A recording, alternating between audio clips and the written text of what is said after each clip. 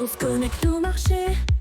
Bon ben finalement le mois d'octobre ça va être de la folie parce que là on commence directement, premier résultat déjà Publicis ce matin, hier matin. Ah non ça va un petit peu baisser quand même, bon il y avait les tensions avec le gouvernement. Alors là LVMH, oh la dinguerie, plus 14% sur LVMH, on est déjà à 608 euros. Donc du coup ça booste toutes les autres aussi, Kering et Hermès qui n'ont pas encore donné leurs résultats pour le coup. Donc le CAC 40 est sur plus de 42, ça s'envole, on a 8100 points. Donc là c'est vrai que finalement on va peut-être pas avoir un mois d'octobre on avait eu en 2023. Rappelez-vous, ça avait été très décevant, et c'est vrai que là c'est impressionnant. Alors attention quand même avec la censure, la motion de censure, parce que j'ai l'impression qu'il y a comme des gens, des socialistes qui vont la voter, peut-être des LR aussi, donc attention à ça. Mais en tout cas c'est vrai que les informations au niveau de la Chine a vraiment boosté le marché. Et je rappelle aussi, pour ceux qui ne le sauraient pas, c'est vrai que le CAC 40 risque de surperformer le DAX pendant quelques temps, parce que nous, sur le CAC 40, on a principalement du luxe. Les trois premières places, c'est du luxe. C'est Hermès, c'est LVMH, Hermès et L'Oréal, qui ring un peu plus basse. Voilà, donc du coup, automatiquement, si le luxe se réveille, vous doutez bien que ça va s'envoler.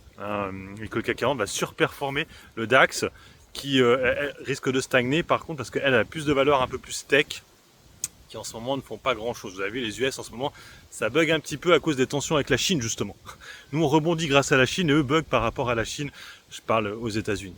Bon, en tout cas, on va voir, mais en tout cas, c'est magnifique. Donc, progression de malade, et surtout le 14% sur LVMH, je ne l'attendais pas. Je vous avais dit, on pourrait peut-être retourner à 600, on est déjà à 608 euros, déjà, direct. Juste parce qu'il dit que ça s'améliore en Chine.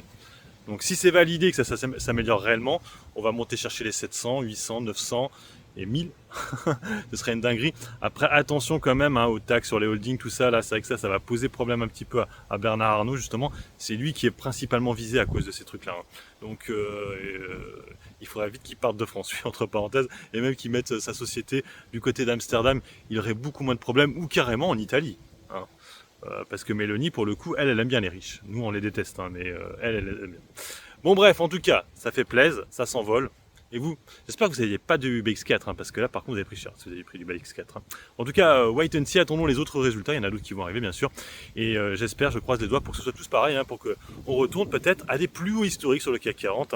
Je rappelle que les autres indices, c'est un peu le cas, que ce soit le DAX, marché espagnol, tout ça, ils étaient à des plus hauts historiques et nous, on galérait un peu à cause de ce luxe qui, heureusement, commence à reprendre des couleurs. Sur ce, je vous laisse, bon investissement, bon trade. Ciao, ciao.